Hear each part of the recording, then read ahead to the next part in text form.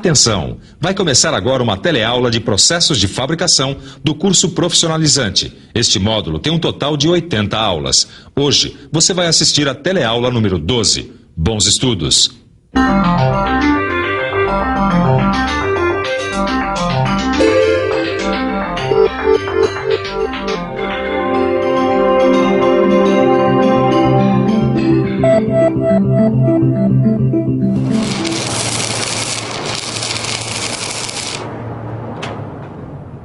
E aí, adivinhou qual é o tema da nossa teleaula de hoje? É isso aí. A soldagem vai ser o tema da nossa teleaula de hoje e das próximas 8 aulas também. A soldagem está presente nas indústrias de construção naval, ferroviária, aeronáutica, automobilística, na construção civil e na indústria metalúrgica em geral.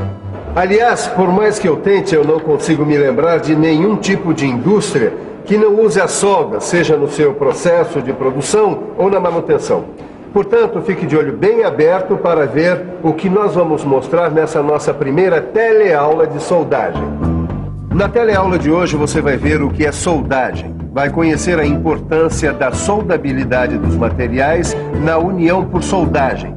Vai conhecer os tipos de juntas e ver quais são os cuidados que se deve ter durante o processo de soldagem. A tecnologia envolvida no processo de soldagem está ligada ao avanço de ciências como a química, a física, a eletrônica e também a eletricidade. Portanto, para saber a importância da soldagem, fique esperto, a nossa teleaula está começando agora.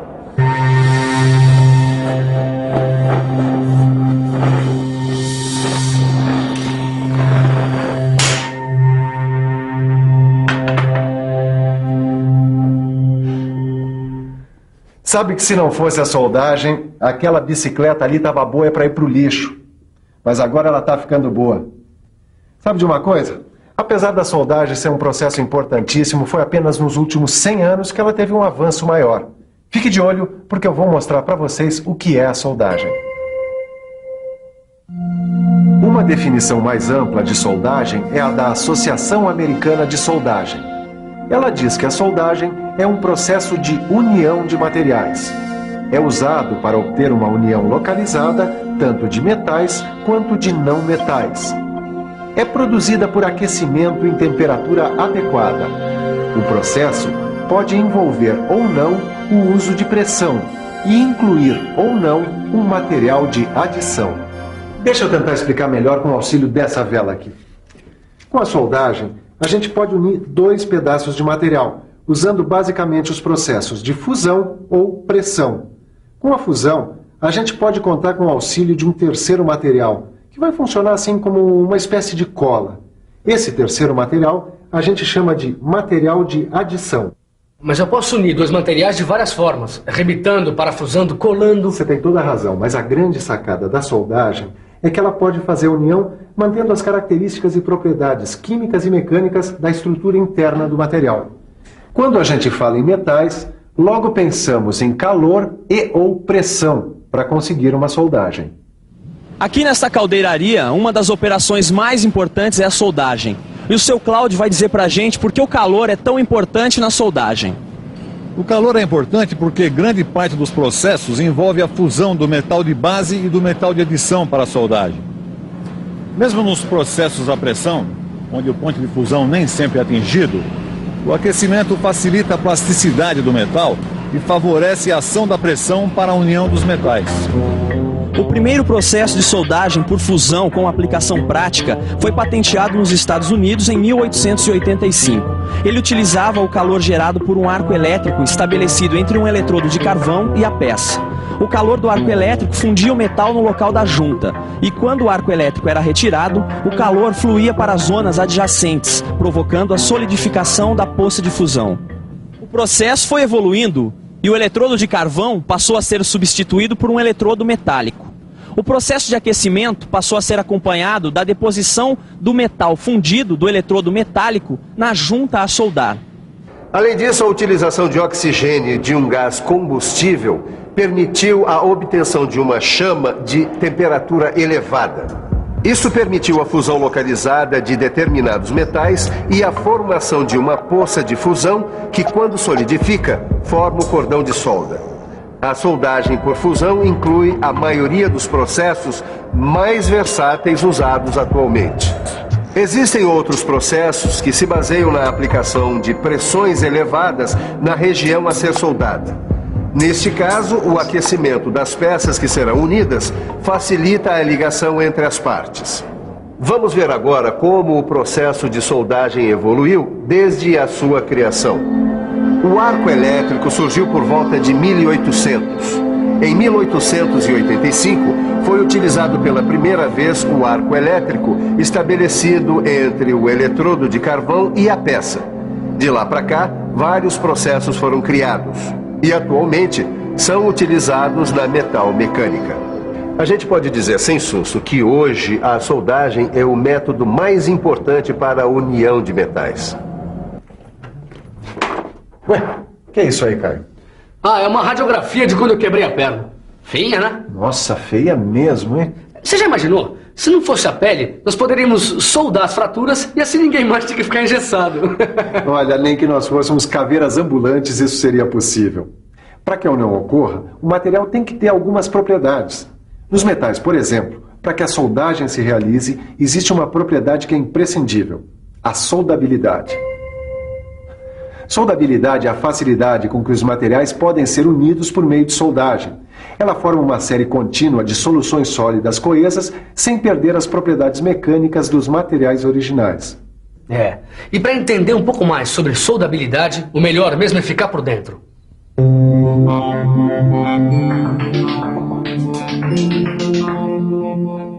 É importante saber que a solução sólida é a mistura completa dos átomos de dois ou mais metais, que acontece quando os metais estão no estado líquido e continua a existir quando eles se solidificam. A composição química é o fator que mais afeta a soldabilidade do material, mas a capacidade de formar a série contínua de soluções sólidas entre um metal e outro também tem que ser levada em conta. A gente tem que saber como as diferentes ligas metálicas se comportam diante dos diversos processos de soldagem. Tá, e como é que a gente descobre isso? Consultando uma tabela como essa aqui, ó, onde está o grau de soldabilidade de diversos materiais, os mais usados na indústria metalmecânica. O aço baixo carbono tem uma ótima soldabilidade. O médio carbono tem uma soldabilidade de boa para regular. E o alto carbono é de difícil soldabilidade. No aço inox, a soldabilidade é de ótima para boa. Nos aços liga, a soldabilidade é regular, assim como no ferro fundido cinzento e no ferro fundido malhável e nodular, a soldabilidade é regular. No ferro fundido branco, nós temos uma difícil soldabilidade, enquanto que nas ligas de alumínio e nas ligas de cobre, a soldabilidade é boa.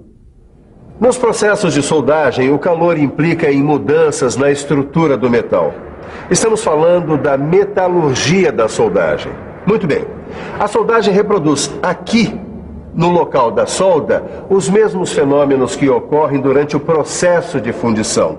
Por isso a gente não pode esquecer que depois da soldagem, a região próxima do local da solda pode ter suas características alteradas. E essa alteração pode deixar a junta soldada muito frágil. Com o ensaio de macrografia é possível identificar as diversas zonas existentes numa junta soldada. Nesta zona afetada termicamente, a estrutura do metal se modifica, mas a composição química não. O tamanho da zona afetada termicamente vai depender do processo de soldagem e do metal que está sendo soldado. Na soldagem manual ao arco com eletrodos revestidos, a zona afetada termicamente é menor do que na soldagem a gás. E é nessa zona que os fenômenos metalúrgicos ocorrem. Perto da zona fundida está a zona de ligação, onde ocorre uma transição entre a estrutura do metal fundido e a do metal de base. Próximo a essa faixa está a zona afetada termicamente. Normalmente, essa é a faixa mais frágil da junta soldada. Bom, acho que está na hora da gente falar das juntas. Junta é esta região aqui, onde duas ou mais peças são unidas por um processo de soldagem. Para saber quais são os tipos mais comuns de junta, você precisa pensar um pouco. Vamos pensar um pouco. Deixa eu ver. Acho que os tipos mais comuns são a junta de topo, em que dois componentes estão no mesmo plano. A junta sobreposta, onde um componente se sobrepõe ao outro ou outros. E a junta de ângulo em T.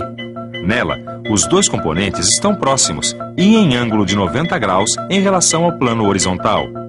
A seção transversal dessa junta tem o formato de um T.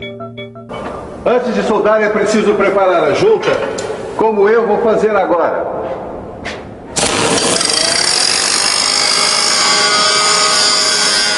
A gente precisa limpar a junta bem direitinho para eliminar traços de gordura, tinta, óleo ou qualquer outra impureza que prejudique as propriedades e a aparência do cordão de solda. Eu estou usando a esmerilhadora para fazer a limpeza, mas ela também pode ser feita com produtos químicos, por exemplo. Os principais riscos das operações de soldagens são incêndios, queimaduras, choque elétrico, inalação de gases nocivos e radiação. É hora de falar em segurança. É muito mais seguro atravessar uma avenida movimentada como esta pela passarela. Assim como é mais seguro transportar crianças no banco de trás, usando sempre o cinto de segurança, e usar capacete sempre que andar de moto. O cuidado com a segurança tem que estar presente em todas as atividades do dia a dia, mas a soldagem exige alguns cuidados mais específicos.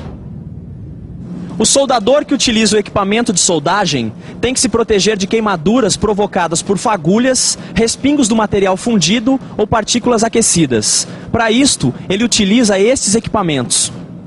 Para proteger as mãos, o soldador usa luvas feitas com raspas de couro. O tronco é protegido com um avental de raspas de couro. Os braços e os ombros são protegidos por mangotes, também feitos de raspas de couro.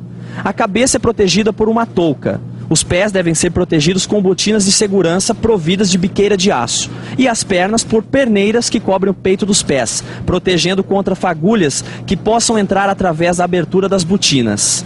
Em todos os processos de soldagem, é necessário proteger os olhos. Mas dependendo do processo adotado, o rosto deve ser protegido com máscaras de proteção facial, dotada de lentes que filtram as radiações infravermelhas e ultravioletas.